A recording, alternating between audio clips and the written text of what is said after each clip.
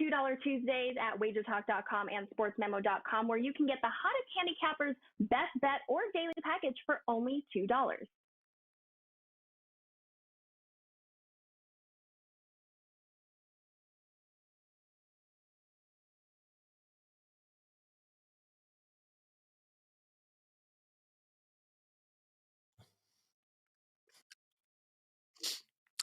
Welcome in, guys, to Wager Talk TV. This is Puck Time for Tuesday, December 13th. We have Don Buster joining us. Of course, I'm Andrew McInnis and Carmine Bianco, my co-host as usual, and he is fresh off a 5% winner. We also both cashed in on our Puck Time best bets. We'll try and do the exact same thing again here today on the show. I'll waste no time. I'll bring you in, Carm. Congratulations on your 5% winner, man.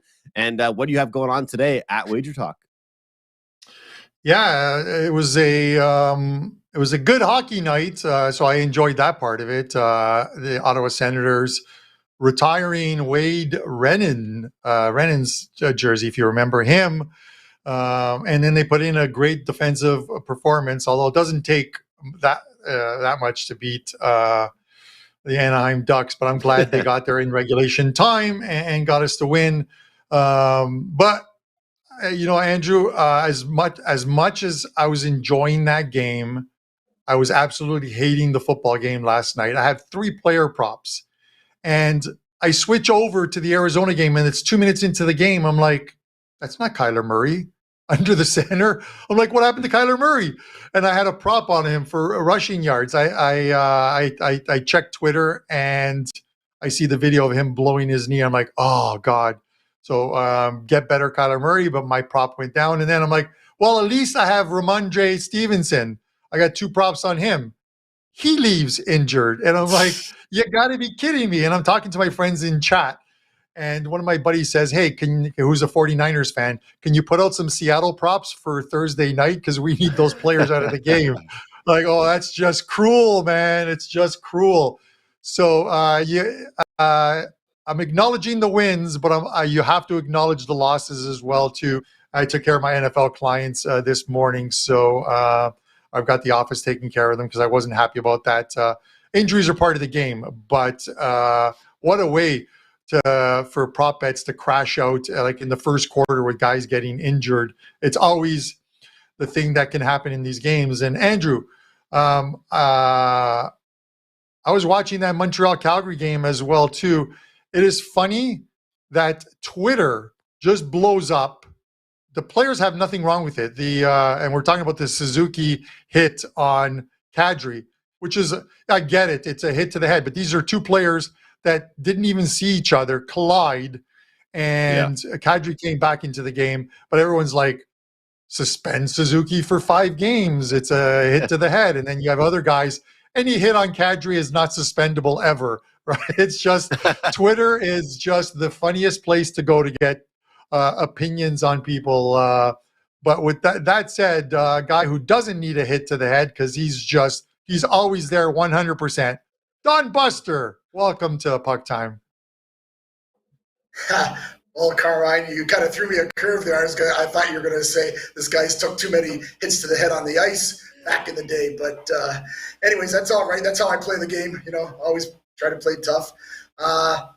Truthfully, had a good night in hockey, kind of like you, I guess, Carmine, but had my first NBA play, 5%er last night. And, didn't show up. Had a team shooting 23% from 3. You're not going to win any NBA games there. And truthfully, I'm still a little bit sick about it, to tell you the truth. And so did all my work for the show here. I wish it was all kumbaya. You guys all happy there.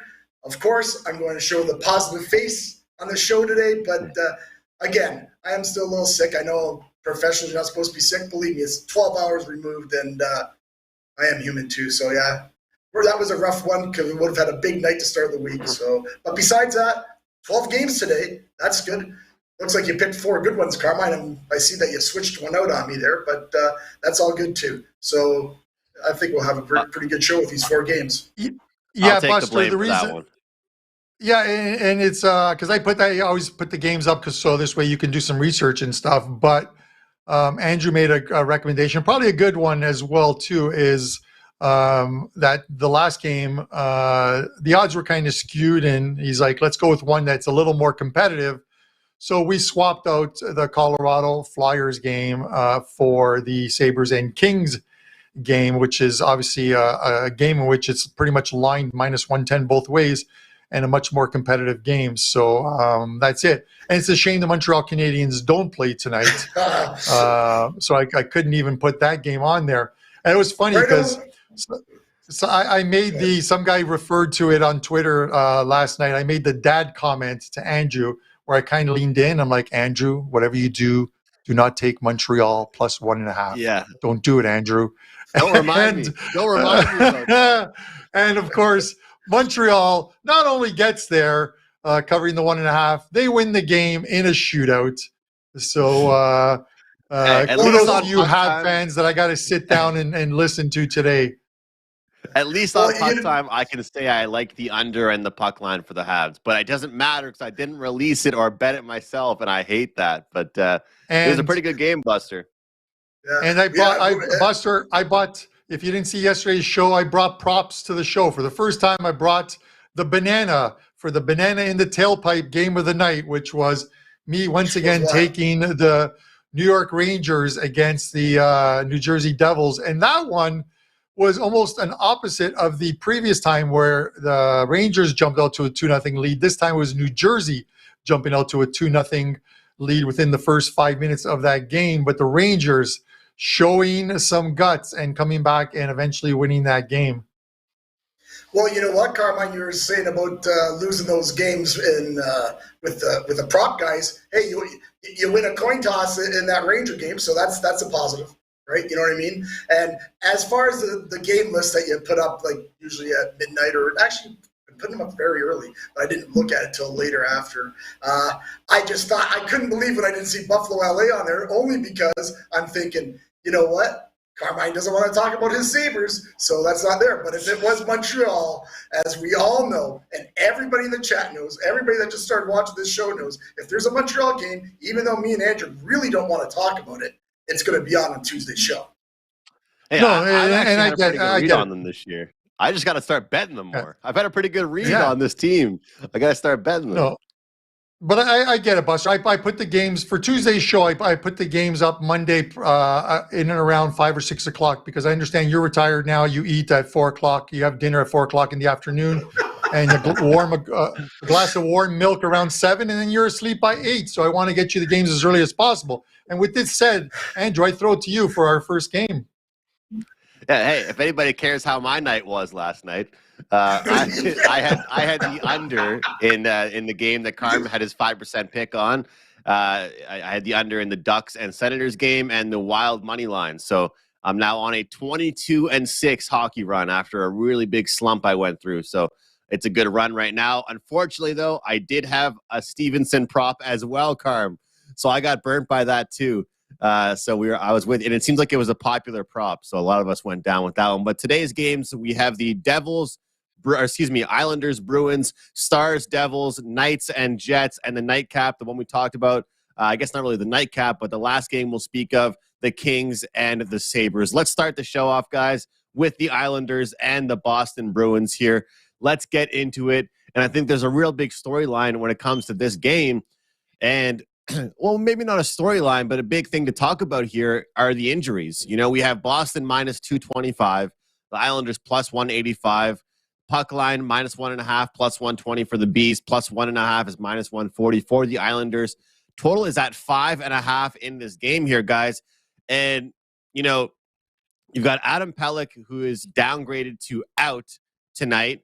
Kyle Palmieri is out. Anthony Beauvillier probably isn't playing tonight for New York. This is a team that cannot afford to have injuries, especially at the defensive position. The New York Islanders, you know, you take a look at this team. Well, they used to be a team that didn't allow many goals at all, fellas. I mean, they were a team that was a shutdown defensive team. Ilya Sorokin was lights out. Right now, they're a team that's given up goals. And even in games where they don't give up that many goals, their offense isn't really showing up. Their power play isn't really showing up to play here.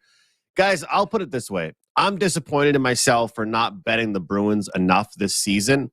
And I think this is a spot where I'm going to go ahead and step up and say that I don't think the New York Islanders can trade goals with the Boston Bruins tonight. I cannot see this being an underdog spot for the New York Islanders. I feel like for teams like them, even the most minor injuries play a huge factor. And we've got a defensive injury. We've got 2 forwards that are injured. I think it's a big deal for them. And you take a look at the Boston Bruins. They had that loss against the Arizona Coyotes, and they woke up immediately and go ahead and turn around and beat the Vegas Golden Knights. I feel like they'll continue to roll here. I'm on the puck line here, plus 120 for the Boston Bruins. Carm, what do you think? Ooh, we're going to disagree right off the top of the show, Andrew. I love it.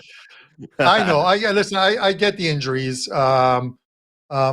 And the Bruins did bounce back against a Vegas team. I had the Bruins in that game. That was a Vegas team that was obviously also missing players with Eichel out of the lineup, Theodore out of the lineup, and there was somebody else out of the lineup as well too. So they were missing players in that game. And now they return home off a 3-game Western road trip, and 3 or 4 games, 3 or higher is where I usually like to try and fade a team. And they're trading wins and losses right now. The Bruins are sort of zigging and zagging their last 5 or 6 games, and it's not a handicapping method whatsoever. But it's funny because both these teams have been trading victories and losses over their last 5 or 6 games. If you subscribe to that theory, and that's only something you should discuss when you're sitting at a bar eating some pretzels and drinking a beer, the zigzag theory, then the Bruins are supposed to lose tonight and the Islanders are supposed to win. It's supposed to be Sorokin in goal. He's 5-3 with a 2.72 goals against average on the road. It's unbelievable that this goalie has an average of 2.36 on the season, and his record is 10-9. It just lends to the fact, or reaffirms the fact, that the Islanders just don't score a lot of goals. That's why the total's at 5.5. And for the Bruins, it looks like it's going to be Swayman in goal for them. He's been pretty much perfect at home, 5-0-1, 930 save percentage, and a goals against average of 1.69. Again, another phenomenal number at home. He's not just winning, but they're winning games in which they're keeping their opponents to under 2 goals a game. So I get it. The total's at 5.5. Do they get the 6? I don't even think they get the 6, because the key to the Islanders winning tonight is for this to be a low-scoring game where they can eke out one of those 3-2 victories. We talk about those not the future bets, but the prop bets on an exact score, and this is one of those pizza bets that this game finishes 3-2. I think it stays under the total, and I'm going to sprinkle a little bit on the Islanders money line at plus 185. Andrew, that's where I'm going with this one. Don Buster, you get to decide the tie. Well, I'm not sure if I'm going to really decide the tie, but I kind of almost disagree with a lot of what you said, Carmine. So that's not probably that good considering that's good. You're on fire here. But I actually like it over. You haven't seen many 5.5s, this year. And when we have, I've bet them over. I can remember when Carolina and St. Louis went down to 5.5 last week. I was shocked, and we hammered on that over, and it was 3-3 in the second period. The reason why I think the Islanders don't play as much defense, I know they're not going to be able to get in a shootout with Boston, but if they don't do something offensively, they won't be able to score at all. I mean, so then you got Boston as your winner for sure, right? So I think the Islanders need to play a little more offensively. They lost 3-0 in the last game. They only had 16 shots on goal. That's crazy for an NHL club. So I think they need to open it up a bit. And Boston, they're going to get their goals. Andrew mentioned the injuries for the Islanders, so Boston's going to score. Boston scores at home all the time. It wouldn't surprise me if Boston actually, won 6-3 or something like this year. I think they score a lot of goals. The over is 4-0-1 the last 5 in Boston. That's good. And the Bruins are 5-1-1 to the over after a regulation win. So, as for the side, I know, Carmine, I know you're going with that zigzag, or maybe you're not, but I know you like the Islanders and taking a little flyer on them. I'm kind of with Andrew here. They haven't lost at home all year in regulation. They lost their last game in Boston, first one. They lose in a shootout to Vegas. And Vegas, we'll talk about them later. They're one of the better road clubs. But again, the Islanders, they've allowed 14 goals in their last 3 games. And the Bruins, they've averaged almost 4 goals a game in their last 5. I just don't think the Islanders are good enough. I'm with Andrew on that. I don't think they're good enough. The injuries, I'm not going to lay 220 with Boston. Of course not. But 130 in regulation I saw, that might be a play. But truthfully, not sure if the side makes my card, but the over will. We don't see a lot of 5.5, Buster. It's a really good point. And hey, these two teams definitely have the offensive capability for us to get there. Carm, I know we have some games to get to. I don't like to usually do this, but I wanted to ask you something as far as a team total. And this isn't me being funny or any type of rebuttal or anything. We talk about with these underdogs. I've talked about it with my Canadians about sometimes I'll do half bet on the team total, half bet on the money line. Well, how about a half bet on New York Islanders money line and half bet on the Bruins team total under? I know that obviously I'm not trying to change your bet or anything like that, but I'm assuming if you think that Islanders are going to win, you probably don't think it's going to be a goal fest. You can get the Bruins team total under 3.5 at -110. Any thoughts on that?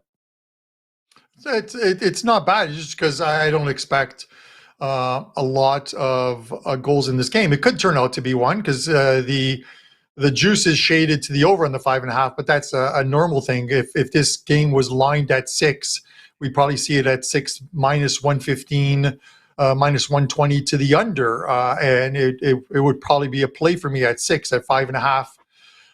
It's not going to make my card, but I still like the under in this one. I get it. I'm on the opposite side of you guys. I expect nothing less from 2 Montreal Canadian fans to disagree with me, but my thoughts and prayers go out to your money tonight if you're on this Bruins team. No, I'm kidding. Listen, the Islanders, they went to New Jersey, and no one expected them to go to New Jersey and let alone score 6 goals. And they did, beating the Devils 6-4. So it's not the possibility is there that they're still a very good team, a good checking team. I get when you look at some of the games they've played, but they can very easily go into to Boston and play one of those defensive masterpieces and come out with a win. It always falls on the defense and the goalie here, and Sorokin's a good goalie. It's just whether he gets the support or not tonight. Jumping in front of a good teams like the Devils and the Bruins is not something you want to do on a regular basis with your bankroll. At least not a third of the way into the season, where those teams are just winning at such a high clip. Yeah, like those big plus money dog prices are so nice, but I've just really been analyzing these team totals lately. And sometimes if you like an underdog, you can also go ahead and take the favorite under on their team total. That way, if the Bruins win 3-2, you still win your bet, which is kind of nice about that one. Let's get into Stars and Devils here. Both teams playing on their second leg of a back-to-back here, Buster. Obviously, the goaltenders, we're still waiting for some confirmation, but we might see Wedgwood and Schmid, I believe, in this matchup here. Look, 2 teams that can score goals, 2 teams that on the season as a whole have been putting up goals in bunches, but the Dallas Stars have kind of cooled off their scoring ability a little bit here, but they're plus 135. The Devils minus 160, total 6.5 here, of course, when it involves these 2 teams. We see the offense for New Jersey averaging 3.7 goals per game, Dallas 3.75. They're both averaging a boatload of shots. Power plays have been good. But Buster, I want your analysis here. I want your thoughts, but I want to ask you, are the Dallas Stars frauds right now in the NHL? I saw that floating around on social media yesterday. Are they a team that was overstepping how good they really are, or do you think they belong in the category of, a team that could shock some people? Because they're kind of floating back to earth a little bit here in New Jersey. They're looking to bounce back. What do you think?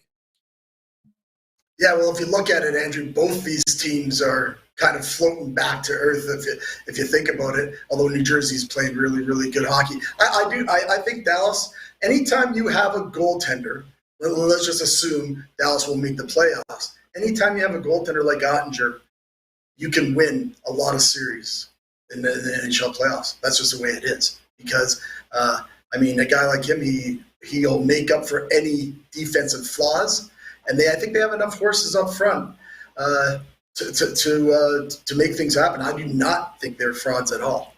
I'm assuming you want me to get into my whole analysis of this game, Andrew. Is that correct? Yes. Okay. For this game, as everybody knows, it's a back-to-back for both these clubs.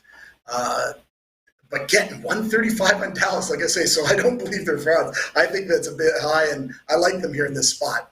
New Jersey is now lost. I know they haven't been playing that well either, Dallas. I think they're 3-3 last 6.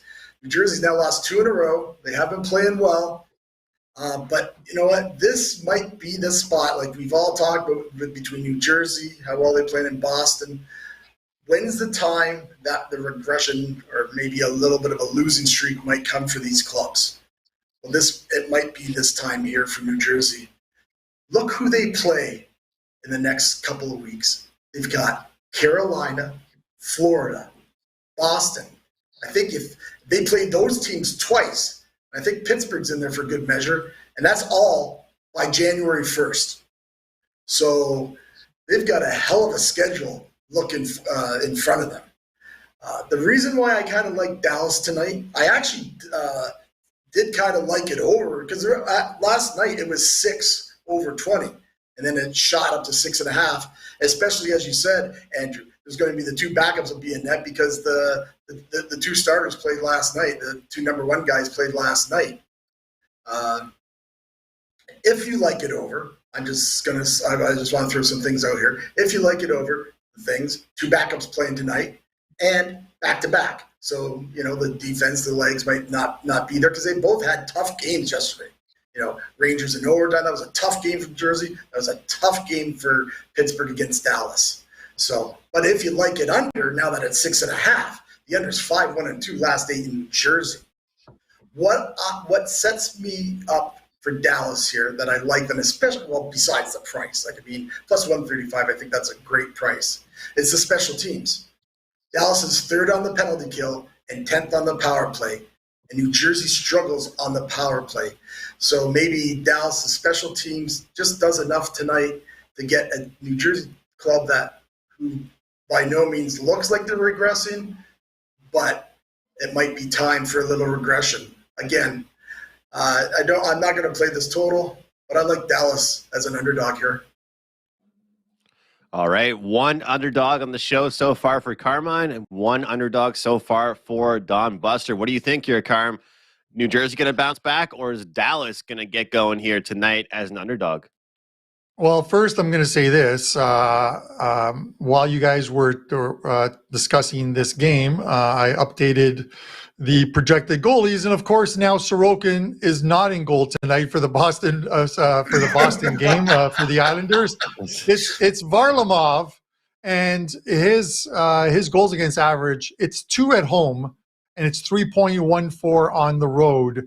A full goal worse on the road. And being a full goal worse when you're a goalie for the New York Islanders is not a good thing, even though 3.14 does seem respectable. And that's only because it's a team that doesn't score a lot of goals. So the sprinkle on the money line has become unsprinkled. I just want to go on record for that one. Goal. It's all about goalies. And Andrew, Dave Koken talks about it a lot. But as far as this game, it looks like, as far as the Stars and Devils go, that it should be Wedgwood in goal, a goalie that knows this, obviously knows this Devils team, having played for them before. He's 4-3-1 with a 2.91 goals against average. Always a good average when it's under 3, but any goalie that plays for the Stars is normally like that. And then it's Schmid for the Devils. He's 2-1 at home with 2.35 goals against average. Listen, I get it. It's a back-to-back for both. I think if you look at the way those games played last night, I think the Stars left a lot more on the ice last night, and the tank could be empty tonight against this Devils team. I get Buster's thing about the regression, because I talked about it yesterday about regression at some point has to hit teams like the Boston Bruins and has to hit teams like the New Jersey Devils, but it's a short trip home. off that loss yesterday, and they're going to want to get, losing 2 in a row. They're going to want to get back on that winning train, especially having lost their last game at home in embarrassing fashion, 6-4 to the aforementioned New York Islanders. I like the Devils here, and I would probably look to take the Devils in regulation time. I don't think this gets past 60 minutes. I think the Devils are the right side here. All right, Carm looking towards the Devils at home. And yeah, I think that Dallas is coming back to earth a little bit. Of, like you said, Buster, I think the Devils are as well. But, this is a Dallas Stars team that was just scoring at will, and it's certainly slowed down a little bit. Maybe a lot of it was power play goals as well. But, guys, I don't usually do this. I had a lot of time to think about this one last night, and I kind of went back and forth. And maybe that isn't always a good thing when you're doing that. But I actually ended up landing on the under here. A lot of it is just based on, regression, from both teams as far as goal scoring ability goes. But I feel like there's always a real big overreaction to back-to-backs. You take a look at the expected goals per 60 for last night's game for both clubs. And I'll be honest, based on those numbers, it looked like I got lucky cashing my best bet yesterday on Puck Time with the over in the Devils and Rangers game. According to expected goal numbers, that game didn't even deserve to go over the total. You take a look at the Dallas Stars game against Pittsburgh. That one already went under, and it already was a lower scoring game.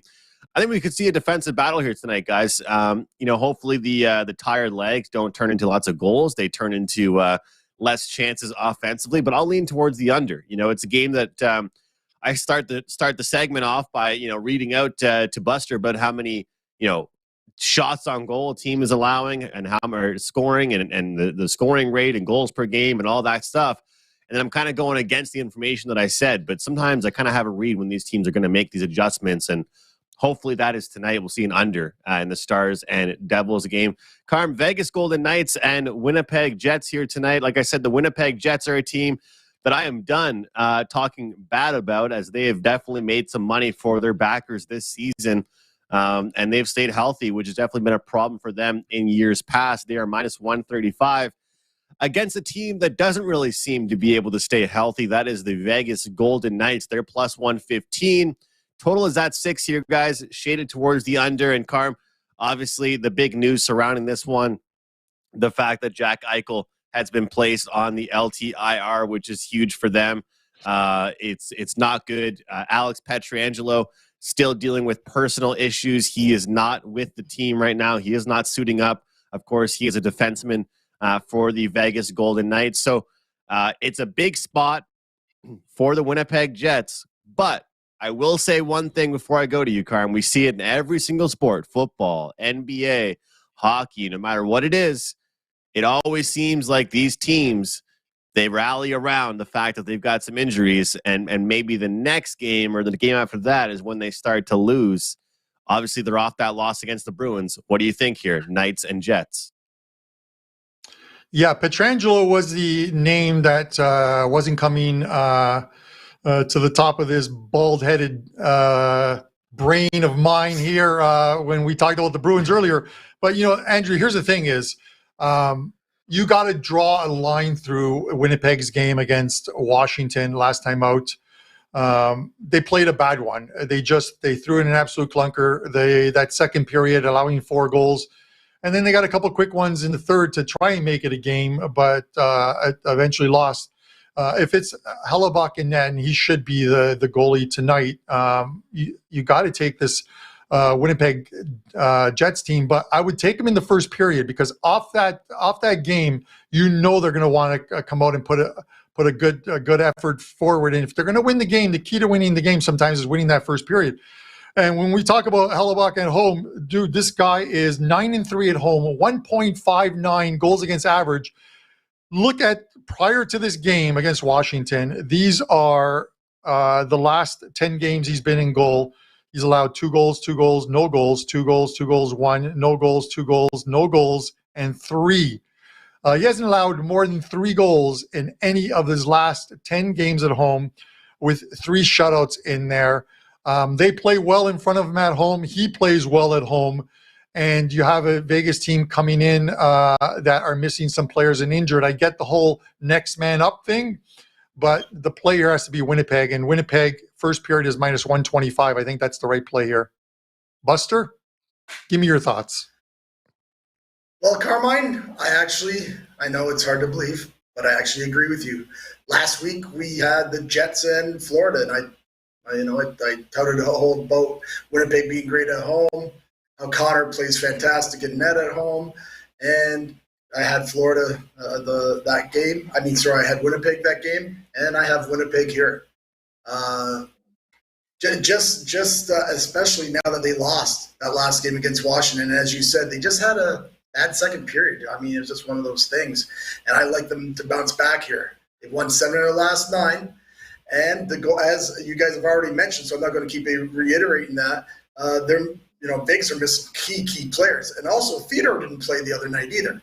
So I'm not sure if he plays tonight, but again, that's your best defensive pair and one of your better offensive guys, and then you're playing a Winnipeg club that has a goaltender that stands on his head at home all the time. So, although putting it out there, Vegas has won both meetings this year, but that was in Vegas. Winnipeg, when they play Vegas, 4-0 the last 4 meetings in Winnipeg, so that's good. As far as the total, kind of lean to the under. I don't know if it made my card. Total has been under 7-3-2 the last 12 between these guys. The under 6-1-1 in Winnipeg. And Winnipeg at home, and probably because of what Connor does so well, they're 15-6-1 the last 22 Winnipeg home games to the under. Might be a play. That's not going to make my card, but Winnipeg will. Looking at Winnipeg, and it's hard to blame you there, Buster. I think I'm going to be looking in the same direction as you when I look at this game. But I will say that we haven't talked about props as much on the show lately. I know Carmine and I were doing some of those for our best bets. This could be a good opportunity for people to kind of take a look at the shots on goal props and find some guys, like Mark Stone or, even William Karlsson or, all of those Marchessault players like that. With no Jack Eichel in the lineup, somebody has to step up and take those shots. Jack Eichel takes shots at will. He's always shooting the puck. Somebody has to step up and take those shots away from him now. So it could be a good night for shots on goal props as well in that game. But I'm not going to ignore it. I think it's a good spot for Winnipeg, and I will jump on them there, potentially on a team total as well, just to completely take the Vegas Golden Knights out of the picture in this one. Let's jump into our very last game. This is, of course, the one that I wanted switched in, and I'm excited to hear what these guys have to say. Look, guys, I learn from these guys just as much as we all do. I mean, I love to chat with all of our guests, with Carm every day, and hear some opinions, whether we're on the same page or not.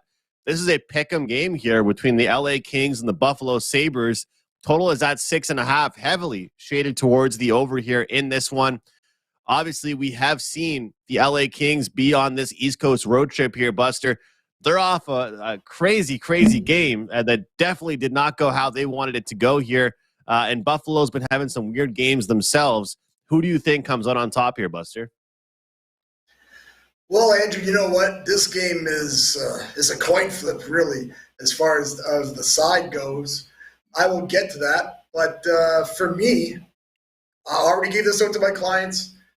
Probably favorite play of the night. I'm taking the over. I know it's juiced at 35, but this should be a 7 for starters. Again, the Buffalo Sabres are a dead over team.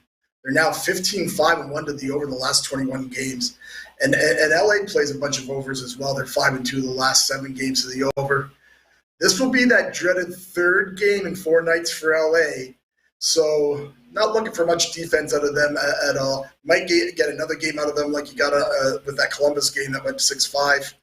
And then there's Buffalo, and they just play offensive hockey and don't play much defense at all. And I think we're going to see a bunch of power play goals here, and that's another reason that I like this over too, because the Kings are 26th on the penalty kill. The Sabres are 28th on the penalty kill. And that means a few power play goals for these guys because with the wide open game I expect a lot of hooking, tripping, and maybe a bunch of power plays for these teams. As for a side, I think it's a bad spot for LA. But, Carmine talked about this probably the first couple of shows that we did, maybe about the third show in. We talk about this that dreaded, I always say the dreaded 3 out of 4, 3 games in 4 nights. But lately, I've noticed it's starting to change. And Carmine mentioned, he said, the first 10 games, I believe he said, that it was, it's a bet against spot. And sure enough, all this year it was. Now we're into that middle 15, 20, 30 games, and it's starting to play almost 50-50.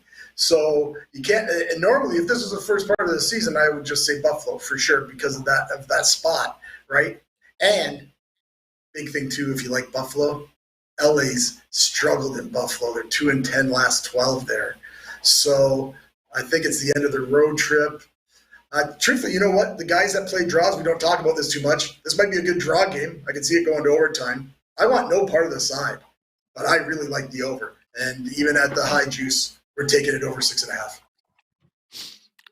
It's hard not to like goals when these two teams are featured, especially a Buffalo Sabres team that just plays so offensive all game long. They average, I think, 3.8 goals per game, putting up big numbers. Tage Thompson, I'm sure Carm has his jersey on the way right now in Canada Post because it's going to be worth a lot of money the way he's playing right now. But, guys, I like the LA Kings. I think that Buffalo, look, they haven't played well since Carm cashed his big ticket on them. That was several days ago at this point. And, when they played Pittsburgh, back-to-back losses there, one was a little more high scoring, one was a little more low scoring. Of course, Jeff Skinner, depending on what you think about that guy, I mean, he's had his ups and downs, but he's an important piece of that team. He is suspended now for a couple more games, so he will not be in the lineup. And the LA Kings, look, I think they're a lot better than their record indicates. I feel like they have not had a good East Coast road trip. They're not very proud of this road trip so far, I don't think. And I believe against Buffalo, they get the job done and they play a better defensive game against this Buffalo Sabres club. So, Carm, you've had a good read on your team, just like I've had a good read on the Canadians. What do you think here tonight on the Buffalo Sabres host the LA Kings? I have been following a lot, and I'm on both sides of betting against the Sabres and betting on the Sabres, and it's been a good year for it thus far. This one's more of I'm taking a weird approach. I'm going to give you 2 plays in this game, Andrew. First of all, I'm going to lean on the Sabres here -110, and I'll explain why. It is more so that I am looking to fade the LA Kings on this road trip. They went into Toronto. They showed absolutely nothing in Toronto. They lose that game 5-0. That was a game I was at. I saw the LA Kings and the Leafs. If the Leafs had put forth any more effort than they did, they probably would have scored 7 or 8. The Kings did not look good in that game. Then they go to Montreal and they beat the Canadiens 4-2 in a game in which I took, as you know, the LA Kings, because it was a bad scheduling spot for Montreal coming back from that West Coast trip. And then they lose to Columbus, a team that isn't a world beater this year and is at the near or at the bottom of the standings. And they allow 6 in that game. And now they're playing a Sabres team who can score goals. We know they can score goals and are off a couple of losses. If the Sabres put up 5 tonight, that's enough. If the Sabres put up 4 tonight, it might be enough. The thing with this Kings team is you just don't know what you're going to get with them. And I think they haven't quite yet bottomed out yet.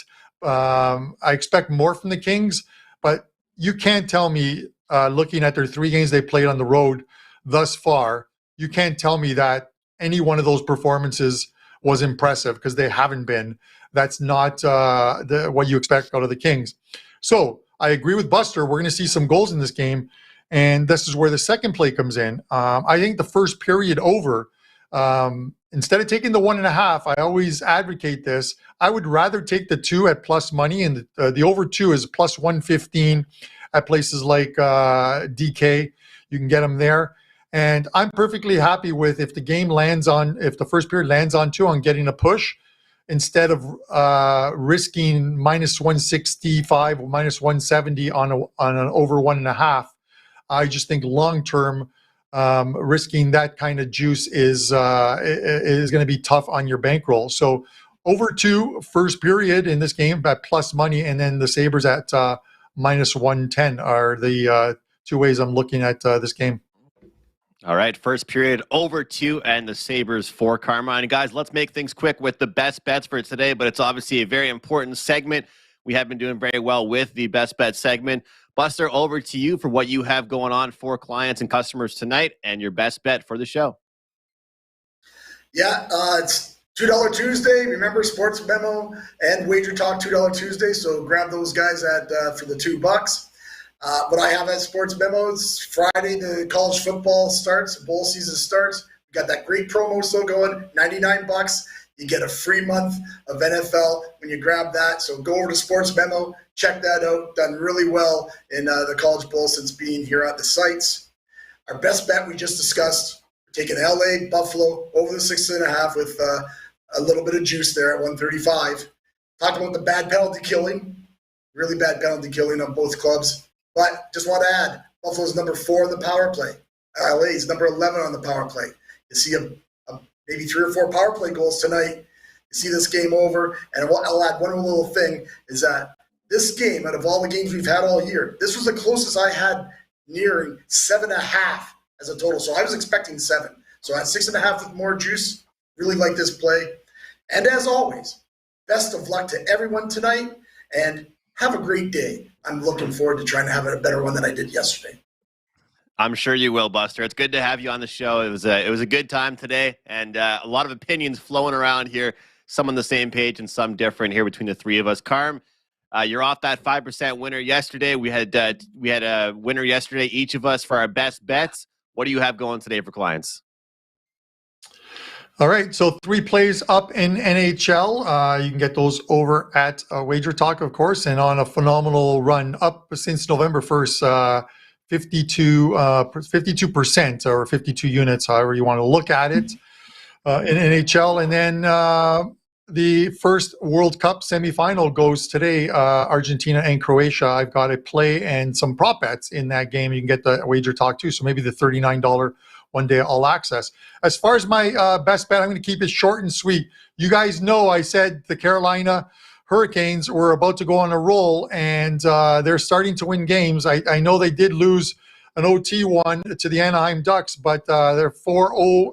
They're 4-0-1 their last 5. You got to lay a little bit of juice in this one, but I'm perfectly comfortable laying $1.55 with them against the Detroit team that is struggling to score some goals right now, and I've lost a couple to the Panthers and Dallas, and obviously return off a 4-game road trip. So give me the Hurricanes minus 155 as your show best bet tonight.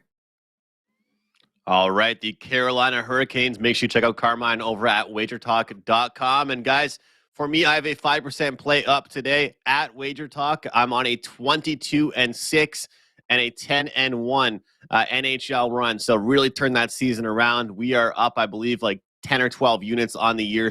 So it was really nice to get out of that slump, bounce back in a big, big way with that 22-6 run, 2-0 night last night. My best bet is going to be a pretty big contrarian play here that might surprise some of you, but I am looking at the Anaheim Ducks and Toronto Maple Leafs game, and I am looking at the Ducks plus 0.5 in the first period. So that means if the period is tied after 1, we win our wager. Marco D'Angelo talks about the fat and sassy, portion of handicapping.